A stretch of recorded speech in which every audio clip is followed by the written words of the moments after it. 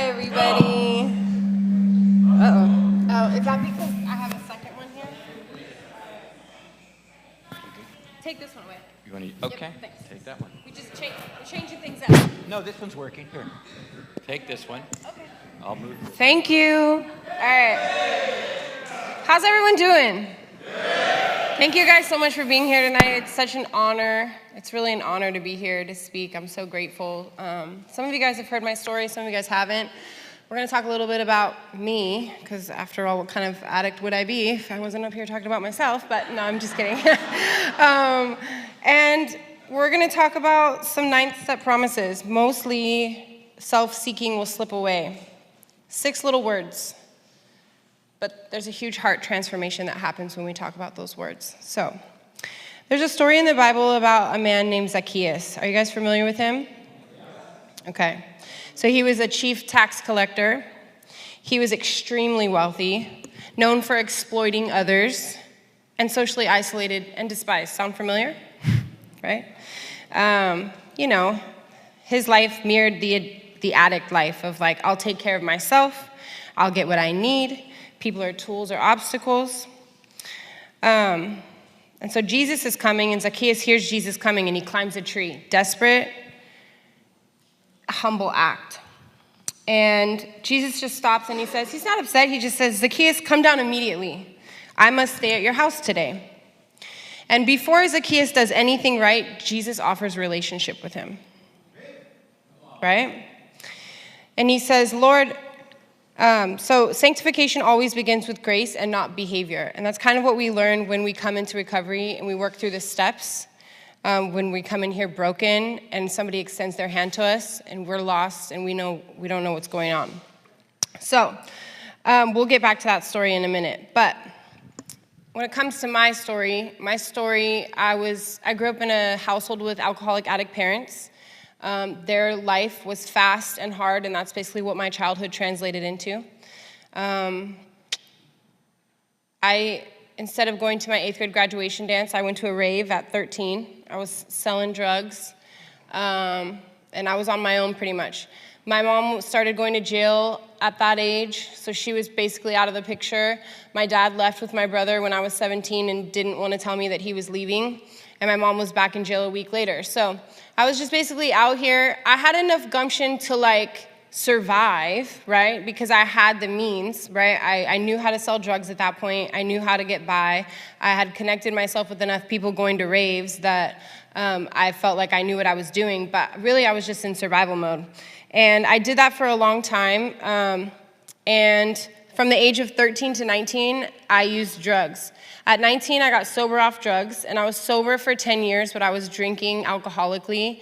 I caught 3 DUIs. Praise God, I never killed anybody or myself. At 29, I thought after all those DUIs that it was time for me to stop drinking, but I just started using again. And so that happened because I never really did the work. I didn't think about why I was drinking or using in the first place. I just traded one for the other. So at 29, I relapsed, and I went on an 8-year run that ended up with me getting sexually assaulted by someone that I knew, and he was someone that I trusted, and it was insane. So that whole time that I was drinking and using, I never really felt like I was using because I didn't want to feel. It was just kind of what I knew. My childhood translated into a safe place in my gut for me in my adult years because I grew up around alcoholism, I grew up around addiction, I grew up around drugs. So when I got exposed to that in my childhood years, it became a safe space for me. So I had to unlearn all that. But when I got sexually assaulted, I was using because I didn't want to be alive, and that changes things. So I really hit rock bottom at that point. I was living in my car.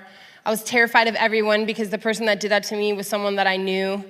We had a mutual group of friends, so I didn't know who was who, and I just couldn't really function at that point.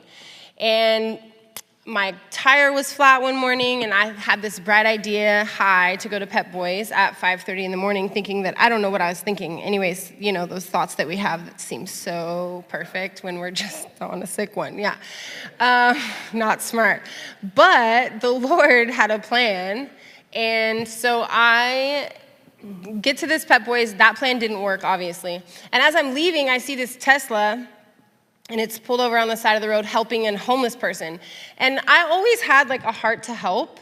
I was terrified, but I still was like, still caught my attention because I was like, why is this guy in this Tesla helping someone? Like, people in Teslas don't really help people. So I was like, hey, sorry, no offense, just saying if you drive a Tesla, don't judge me. I was like, are you helping this guy? And he was like, yeah, I just brought him water and a toothbrush. So long story short, I drop off some granola bars to them, and I don't really want anything to do with them, but this gentleman gave me the address to a church. He says, hey, well, first he helps me fix my tires, which he goes out of his way and buys me a whole new tire, and it was like this whole thing. And then he says, like before we part, he's like, listen, you need to go to church. And I'm like, yeah, sounds good, but yeah, right on. Perfect. I'll be sure to go straight there.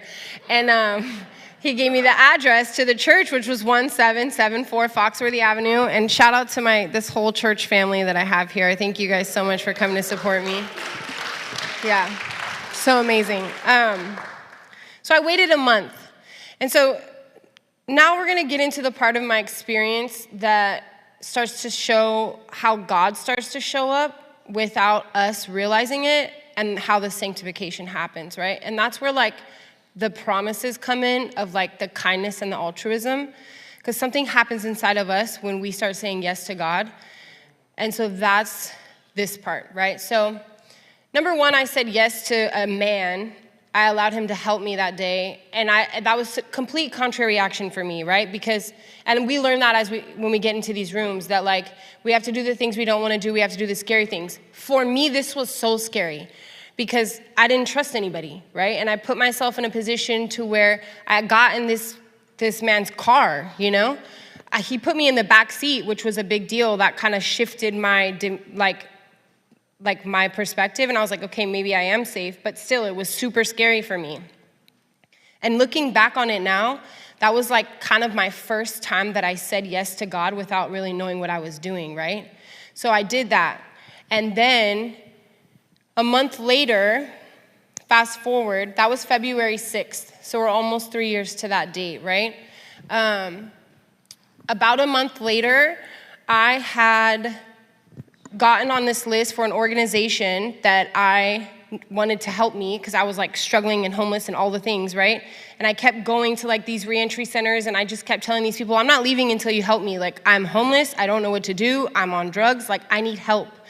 And so they put me on this wait list. So like a month later, it's Good Friday.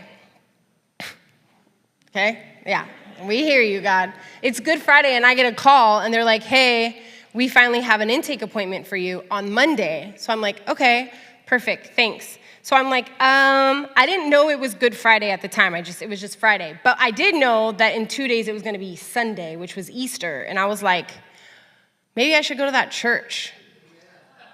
I think it's time to go to that church. It might be a good idea. And the address just came to me, right? I didn't write it down. Like, who on drugs remembers an address a month later? Nobody, okay? Anyways, that was God. So I decide I'm gonna go to this church. And I show up to this church, and I am a hot mess. I am like homeless, still living in my car, still terrified, excited about this appointment, but like still just super struggling. And they welcome me, right? There's people that say hello, just the same as they did in AA rooms, right? They welcome me, they say hello, they invite me in, they bring me to sit down. They connect me with Kitty and Michael, who you guys know very well. They come every week to support this, right? Yeah.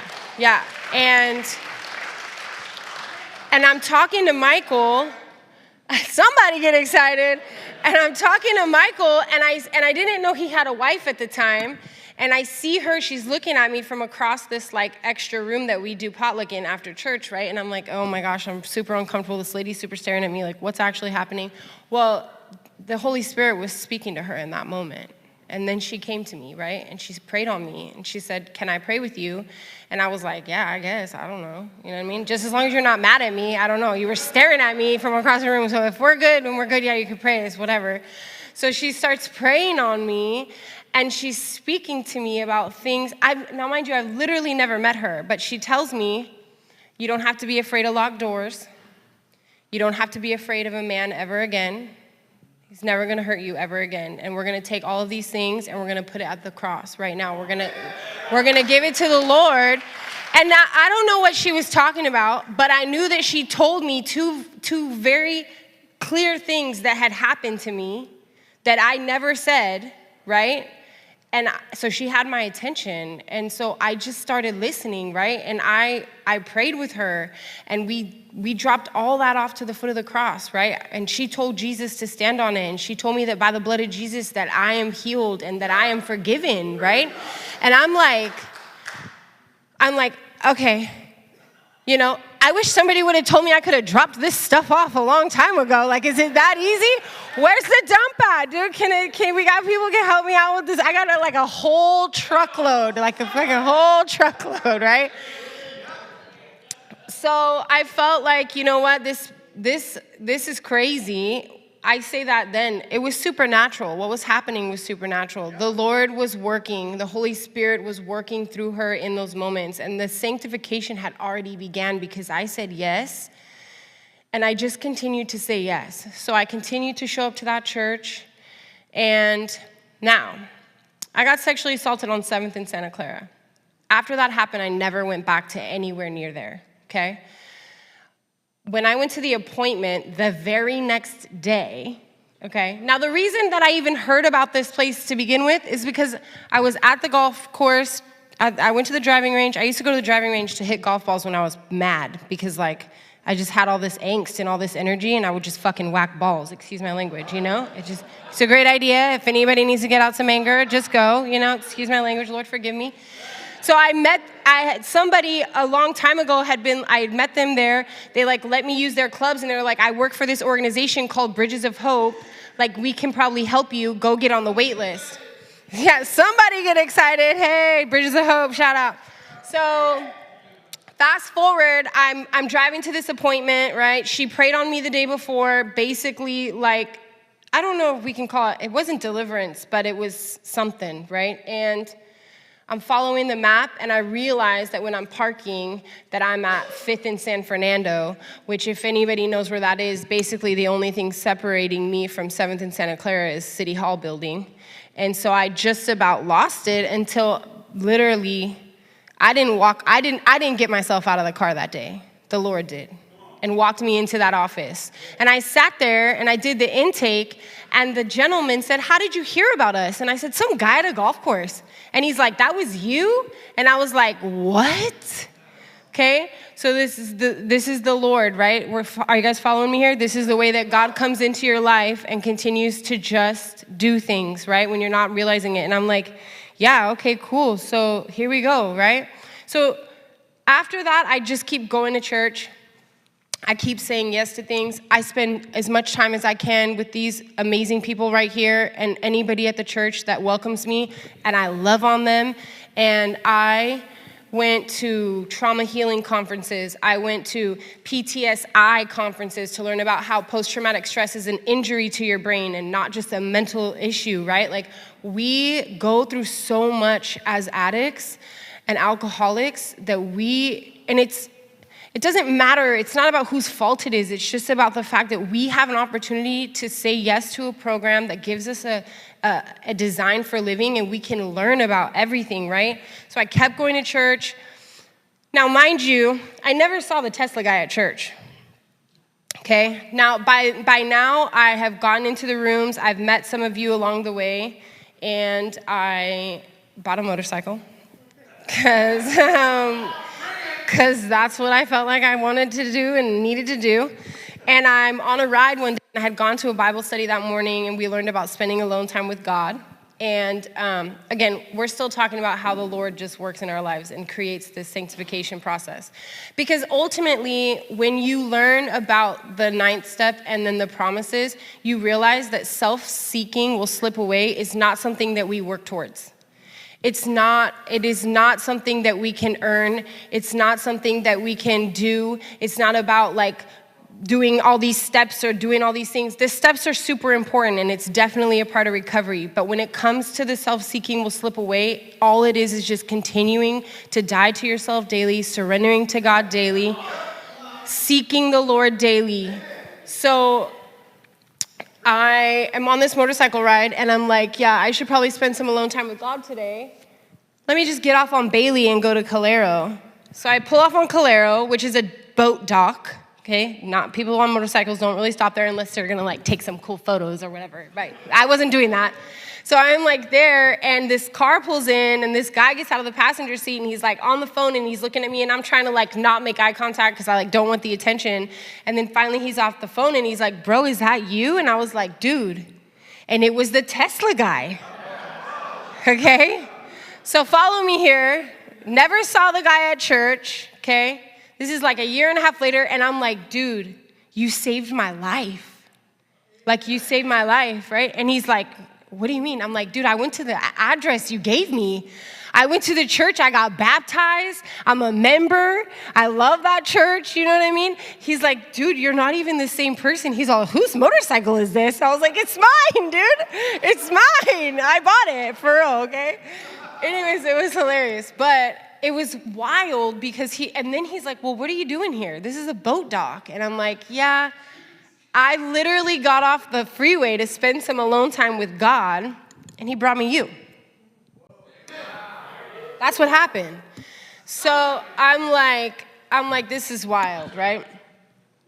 Yeah, so basically what it looked like for me when it comes to kindness is, while all that was happening, there's no denying that when I started this whole journey, I wasn't just sexually assaulted and lost. I was angry. I was broken. I was pissed. I didn't know. I had no social skills. You know what I mean? I didn't know how to function. I had been in survival mode for 20 years of my life, right? Either on drugs, drinking, or something else. And I had work to do. I had some work to do. But ultimately, too, it's like there was a period of time where I was like that, here's my earrings, hold my purse girl. It didn't matter like if you even said like a little tiny something to me or like a lot of something to me, I was like quick to jump. You were gonna get touched just because that's how I grew up and that's what I was doing, right? My first thought was not kindness. And especially after I went through all of these things, my first thought was definitely not that like someone had anything nice to like come in towards me. I just was offended all the time. Like I was offended like all the time. So I had to like put that down, right? Let me get back to my notes here. Sorry, hold on. Okay. But yeah, so, and that's where I started learning more about a daily surrender. And I said yes to every single Bible study I could. I said yes to conferences. I just said yes to the Lord.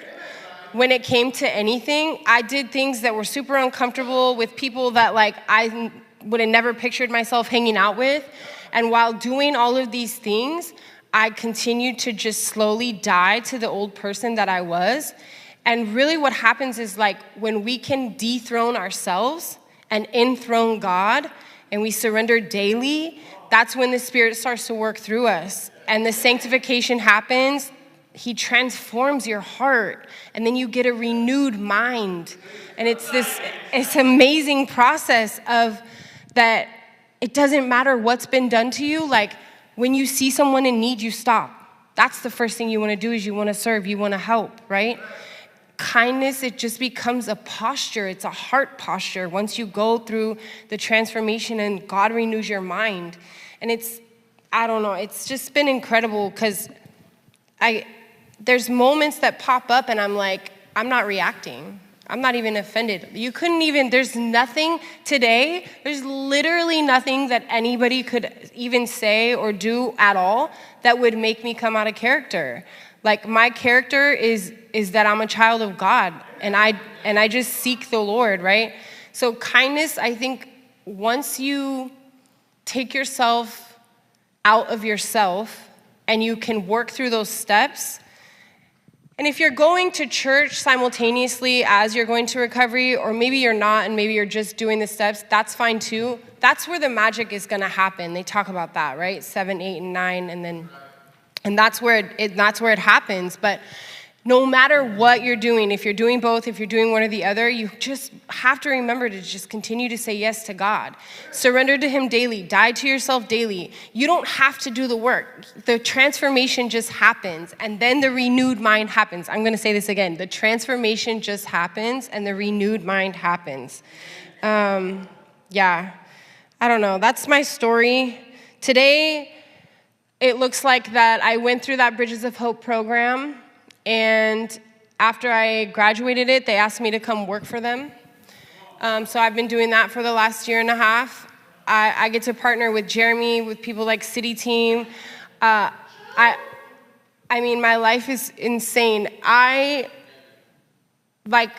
Before I do anything, I think about how I can be in service to somebody, and everything I do and everything I have, like with my car, right? It's like, how can I help somebody? What am I doing with this? I only have this car because the Lord gave it to me, so how can I help someone today, right?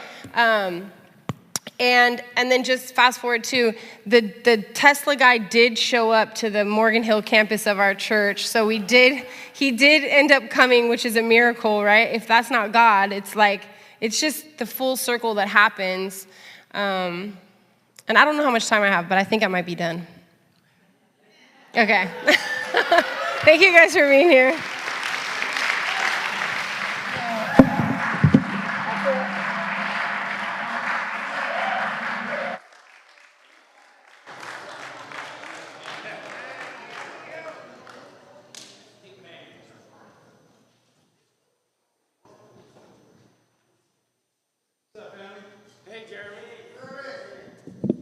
It's time for sharing.